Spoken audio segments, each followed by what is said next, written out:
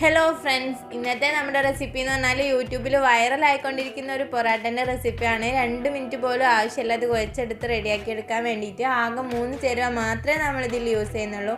അപ്പോൾ അതെങ്ങനെയാണെന്നൊന്ന് പെട്ടെന്ന് വീഡിയോ കണ്ട് നോക്കാം. വീഡിയോയിലേക്ക് പോകുന്നതിന് മുമ്പായിട്ട് നമ്മുടെ ചാനൽ ആദ്യമായിട്ട് കാണുന്നവരുണ്ടെങ്കിൽ പ്ലീസ് ഒന്ന് സബ്സ്ക്രൈബ് ചെയ്യണേ.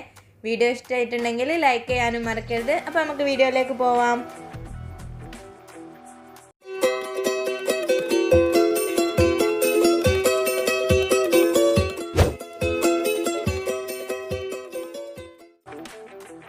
അപ്പോൾ നമുക്ക് ഈ പൊറാട്ട റെഡിയാക്കി എടുക്കാൻ വേണ്ടിയിട്ട് ഞാൻ ഇവിടെ 2 കപ്പ് അളവിലാണ് കേട്ടോ മൈദപ്പൊടി എടുത്തിട്ടുള്ളത്.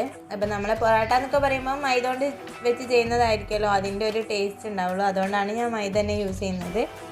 ഇതിലേക്ക് നമുക്ക് ആവശ്യത്തിനുള്ള ഉപ്പ് ചേർത്ത് കൊടുക്കാം. പിന്നെ ഞാൻ ഇവിടെ ചേർത്ത് കൊടുക്കുന്നത് ഒരു 2 ടീസ്പൂൺ അളവിൽ പഞ്ചസാര ചേർത്ത് കൊടുക്കുന്നുണ്ട്. അത് നിർബന്ധമൊന്നുമില്ല, നമ്മളൊരു ജസ്റ്റ് ഒരു മുരുമുരിപ്പ് കിട്ടാൻ വേണ്ടിയിട്ടാണ് അങ്ങനെ ചേർക്കുന്നത്. ഇതിലേക്ക് നമ്മൾ മുട്ട തൈര് ഒന്നും യൂസ് ചെയ്യുന്നില്ല. അപ്പോൾ ഇത്രയും 3 ചേരുവ മാത്രമേ നമ്മളിതിൽ യൂസ് ചെയ്യുന്നുള്ളൂ. ഇത് വെച്ചിട്ട് നമുക്ക് നല്ലപോലെ തന്നെ ഒന്ന് മിക്സ് ചെയ്ത് കൊടുക്കാം.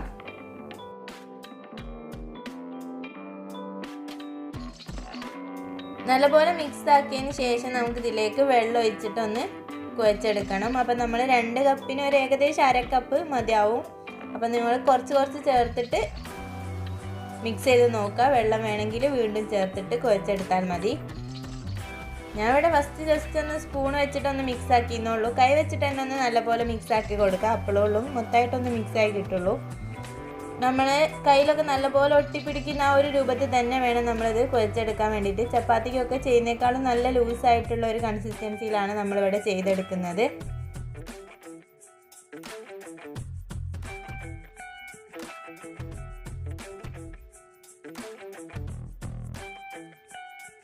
ഓവർ മിക്സ് ചെയ്യേണ്ട ആവശ്യമില്ല. നമുക്ക് എല്ലാം കൂടെ ഒന്ന് മിക്സായി കിട്ടുന്ന ആ ഒരു രൂപത്തിൽ മാത്രം മതി. അത്യാവശ്യം കയ്യിലൊക്കെ ഒന്ന് ഒട്ടിപ്പിടിക്കുന്ന ആ ഒരു രൂപത്തിൽ തന്നെയാണ് ഉണ്ടാവുക. ഇപ്പം നമ്മളൊന്ന് മിക്സാക്കി എടുത്തിട്ടുണ്ട്.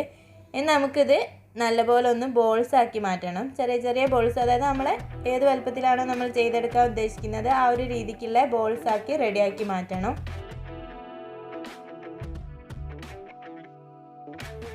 ഞാനൊരു മീഡിയം വലുപ്പത്തിലുള്ളത് ചെയ്തെടുത്തപ്പോൾ ഒരേ ബോൾസ് ആയിട്ട് എനിക്ക് കിട്ടിയിട്ടുണ്ട്. അപ്പോൾ അത് നമുക്ക് ഒരേ ബോൾസ് ആക്കി ഇവിടെ മാറ്റി വെക്കാം. അതിനുശേഷം നമുക്ക് കയ്യിൽ കുറച്ചൊന്ന് ഓയിൽ തടവിയതിന് ശേഷം ജസ്റ്റ് ഒന്ന് ഷേപ്പാക്കി എടുക്കാം. ഈ ബോൾസ് നമ്മൾ വീണ്ടും ഇനി ഒന്നും ചെയ്യില്ല കേട്ടോ. അതുകൊണ്ടാണ് നമ്മൾ ഫസ്റ്റ് തന്നെ ഒന്നൊന്ന് ഷേപ്പാക്കിയിട്ട് ഉരുട്ടിയെടുക്കുന്നത്. ഇത് ഞാൻ ഈ പാത്രത്തിൽ വെച്ചിട്ട് ഇതിൻ്റെ മുകളിലേക്ക് ഒരു 1/2 കപ്പ് വരെ ഓയിൽ ഒഴിച്ചു കൊടുക്കാം. നമ്മൾ ജസ്റ്റ് ബോൾസ് ഒന്ന് മുങ്ങി കിടക്കണം, ആ ഒരു രീതിക്ക് ഒന്ന് ഓയിൽ ഒഴിച്ചു കൊടുക്കാം. ഞാനിവിടെ 1/2 കപ്പ് തന്നെ എടുത്തിട്ടില്ല, എന്നാൽ 1/4 കപ്പിലും കൂടുതൽ എടുത്തിട്ടുണ്ട്. അപ്പം നമ്മുടെ ബോൾസ് ഒന്ന് മുങ്ങി കിടക്കുന്ന ആ ഒരു രൂപത്തിൽ നമ്മളിവിടെ ഓയിൽ ഒഴിച്ച് വെച്ചിട്ടുണ്ട്. ഏകദേശം ഈ ഒരു രൂപത്തിലെങ്കിലും ഓയിൽ മുങ്ങി കിടക്കണം. ഇത് നമുക്ക് മസ്റ്റായിട്ട് 1 മണിക്കൂറെങ്കിലും ഒന്ന് റെസ്റ്റ് ചെയ്യാൻ വേണ്ടി വെക്കാം. ജസ്റ്റ് ഒന്ന് നനഞ്ഞ തുണി കൊണ്ട് അടച്ചു വെച്ചാലും മതി, അല്ലെങ്കിൽ സാധാ ഒരു അടപ്പെടുത്തിട്ട് അടച്ചു വെച്ചിട്ട് ഒന്ന് റെസ്റ്റ് ചെയ്തെടുക്കും. നമ്മളിവിടെ 1 മണിക്കൂറിലധികം ഇവിടെ റെസ്റ്റ് ചെയ്ത് വെച്ചിട്ടുണ്ട്. ഏകദേശം ഈ ഒരു രൂപത്തിലായി കിട്ടിയിട്ടുണ്ട്. ഇനി നമുക്കിത് കൗണ്ടർ ടോപ്പിലേക്ക് ഇട്ടിട്ട് ജസ്റ്റ് ഇതുപോലെ ഒന്ന് വലിച്ചിട്ട് പരത്തിയെടുക്കാം. കൗണ്ടർ ടോപ്പിലൊന്ന് ആദ്യം കുറച്ച് ഓയിൽ സ്പ്രെഡ് ചെയ്തതിന് ശേഷം ഇത് പരത്തിയെടുക്കാം കേട്ടോ. റോളറിൻ്റെ വീശടിക്കേണ്ട ഒന്നും ആവശ്യമില്ല. ജസ്റ്റ് ഇതുപോലെ ചെയ്ത് കൊടുക്കുമ്പോൾ തന്നെ നല്ല തിന്നായിട്ട് നമുക്ക് കിട്ടും. ഏകദേശം ഈ ഒരു കുമിളകൾ വരുമ്പോഴാട്ടോ നമ്മുടെ മാവ് കറക്റ്റായെന്ന് മനസ്സിലാവുക. അപ്പോൾ അതിന് ശേഷം നമുക്ക് നല്ല തിന്നായിട്ട് എത്രത്തോളം നമുക്ക് പരത്തിയെടുക്കാൻ കഴിയുമോ അത്രത്തോളം നമുക്ക് പരത്തിയെടുക്കാം. ഇതിൻ്റെ മുകളിൽ കുറച്ചൊന്ന് പൊടി വിതറിയതിന് ശേഷം നമ്മൾ നല്ലപോലെ സാധാ ഒരു പൊറാട്ടക്കൊക്കെ ചെയ്യുന്ന പോലെ ലെയർ ആക്കിയിട്ടൊന്ന് ചുറ്റി കൊടുക്കാം. ഇത് അതേപോലെ ഒന്ന് ചെയ്ത് കൊടുത്താൽ മതി. അപ്പോൾ നല്ല ലെയറായിട്ട് തന്നെ നമുക്ക് കിട്ടും. ഇത് നമുക്കൊന്ന് ജസ്റ്റ് ഒന്ന് വലിച്ചു കൊടുക്കുകയും കൂടി ചെയ്യാം. ഇനി നമ്മളിതാ നല്ലപോലെ ഒന്ന് റോൾ ചെയ്തെടുക്കുക. സാധാരണ നോർമലായിട്ട് ചെയ്യുന്ന രൂപത്തിൽ തന്നെ ഒന്ന് ചുറ്റി കൊടുക്കുക. എന്നിട്ട് അടിയിലേക്ക് ലാസ്റ്റുള്ളത് അടിയിലേക്ക് ആക്കി വെച്ചതിന് ശേഷം മാറ്റി വെക്കാം. ഇതേ രീതിക്ക് നമുക്ക് എല്ലാം ഒന്ന് ചെയ്തെടുക്കാം. ഇതിൽ നമുക്കിത് ഏകദേശം അതിൻ്റെ പകുതിയോളം ഓയിൽ നമുക്ക് ബാലൻസ് ആയിട്ട് തന്നെ കിട്ടിയിട്ടുണ്ട്. അത് നമുക്ക് വേറെ എന്തിനെങ്കിലും വേണമെങ്കിൽ യൂസ് ചെയ്യാം. അത് നമുക്കിവിടെ മാറ്റി വെക്കാം. ഇനി നമ്മൾ റെഡിയാക്കി വെച്ചിട്ടുള്ള ഓരോ റോൾസും ഇതുപോലെ ജസ്റ്റ് ഒന്ന് കൈ വെച്ചിട്ടൊന്ന് പരത്തി കൊടുക്കാം.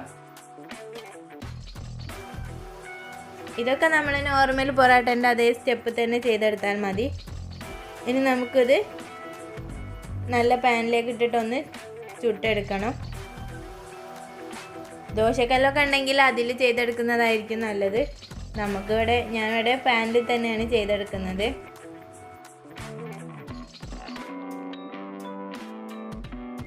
ഇനി ഇത് നമ്മൾ നോർമൽ പൊറാട്ട ചുട്ടെടുക്കുന്ന രീതിക്ക് തന്നെ ചെയ്തെടുത്താൽ മതി, അത്രേ ഉള്ളൂ. വേറെ പ്രശ്നമൊന്നുമില്ല. നല്ല അടിപൊളി ലെയറായിട്ടുള്ള പൊറാട്ട നമുക്ക് റെഡിയാക്കി എടുക്കാൻ വേണ്ടി പറ്റും.